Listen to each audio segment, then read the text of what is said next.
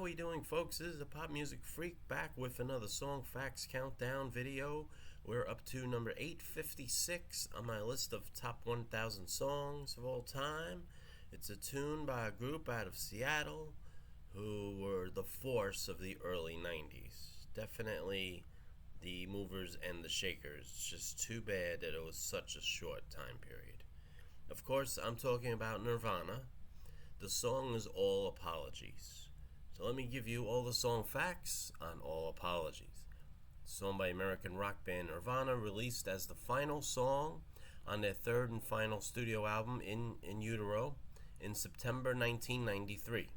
On December 6, 1993, it was released as the second single as the double A side with the song Rape Me. It was the second and final In Utero single, and Nirvana's final single before the suicide of songwriter Kurt Cobain 4 months later. All Apologies was Nirvana's third number one modern rock hit and reached number 32 on the UK singles chart. It was nominated for 2 Grammy Awards in 1995 and was included on the Rock and Roll Hall of Fame's list of the songs that shaped rock and roll. Now, starting, here's a fact for you, I'm going to throw at you. When was the song recorded? It was recorded in February of 1993 at Pachyderm Studios in Cannon Falls, Minnesota. The B-side, well, there was the double A side with Rape Me. The B-side was Moist Vagina. Lovely title. So, anyway, who's the songwriter? Kurt Cobain. Who's the producer? Steve Albini. So, let's get to the history of the song. Early history. All Apologies was written by Cobain in 1990. In 2005, drummer Dave Grohl recalled that the song was something that Kurt wrote on a 4-track in our apartment in Olympia. I remember hearing it and thinking, God, this guy has such a beautiful sense of melody. I can't believe he's screaming all the time. The song was first recorded in the studio by Craig Montgomery at Music Source Studios in Seattle, Washington on January 1st, 1991. This version, described by music journalist Gillian G. Garr, is having a more upbeat pop folk sound than later versions. Featured bassist Chris Novoselic accompanying Cobain on guitar, playing several chords behind the guitar riff, and Grohl's drumming accented by a tambourine. All Apologies was first performed live at the Wolverhampton Civic Hall in Wolverhampton, West Midlands, England, in November 6, 1991. In Utero.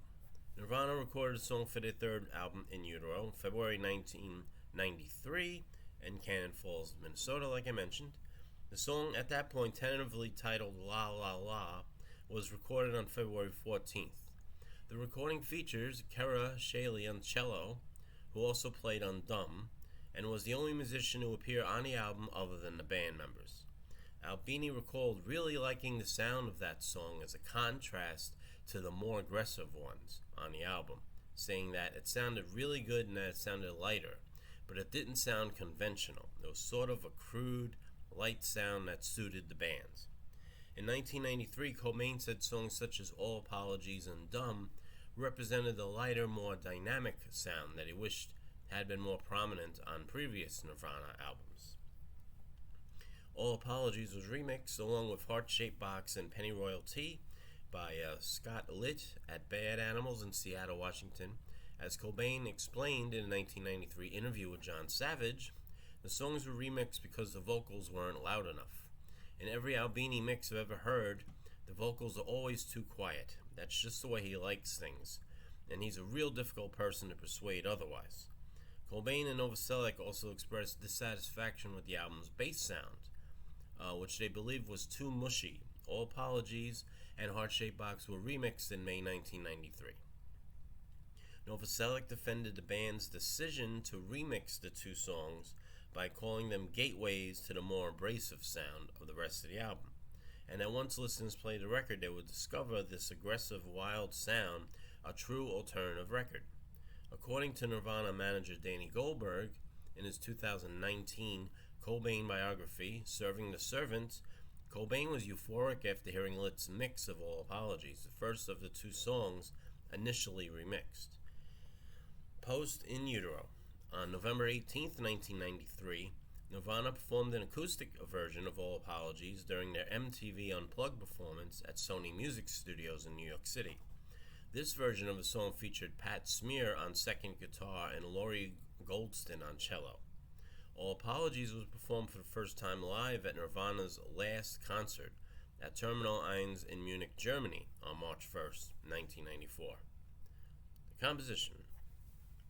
Cobain dedicated All Apologies to his wife Courtney Love and their daughter Frances Bean Cobain during the band's appearance at the Reading Festival in Reading, England on August 30th, 1992. I like to think this song is for them, he told Michael Azerrad in the 1993 biography Come As You Are, The Story of Nirvana. But the words don't really fit in relation to us. The feeling does, but not the lyrics. Cobain summarized the song's mood as peaceful, happy, comfort, just happiness. Alright. Release and reception. All Apologies was released as a double A-side with Rape Me on December 6, 1993 on CD, cassette tape, and 7-inch and 12-inch vinyl record formats. The only instruction Cobain gave the single's art director Robert Fisher regarding the packaging was that he wanted something with seahorses. Like its predecessor, Heart-Shaped Box, the single was not released commercially in the United States. However, the song did peak at number 1 on the U.S. Modern Rock Tracks chart, remaining on the chart for 21 weeks and boosting sales of In Utero nationwide. In February 1994, All Apologies was voted in as the number 1 most wanted song by listeners of the Hawaii Free Radio. And there's a lot of more reviews along the line here of how good the song is and how much it improved the image of the band and a lot of stuff. All Apologies was nominated for a Grammy Award for Best Rock Performance by a Duo or Group with Vocal and Best Rock Song in 1995. All Apologies is also a BMI award-winning song for being the most played song on American college radio during the eligible period from 1994 to 1995. Let's see what else we got. 2004, Q ranked All Apologies first on their list of the 10 greatest Nirvana songs ever. And 2005, Blender ranked it number 99 on the list of the 500 greatest songs since you were born. And it also ranked at 462 on the Rolling Stones 500 greatest songs of all time.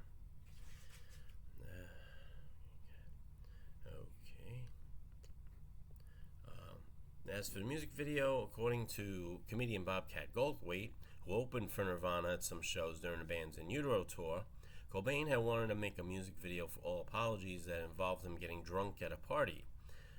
Goldthwait suggested that Cobain perform a song dressed as Lee Harvey Oswald, singing into the camera while putting his rifle together, from which he assassinated American President John F. Kennedy. Cobain told Goldthwait that MTV didn't allow guns in music videos, so Goldthwait suggested he use a pie instead of a gun, with Novoselic or Grohl playing Kennedy and being hit by the pie in the back of the head. Cobain liked the idea, but no official music video for the song was ever made.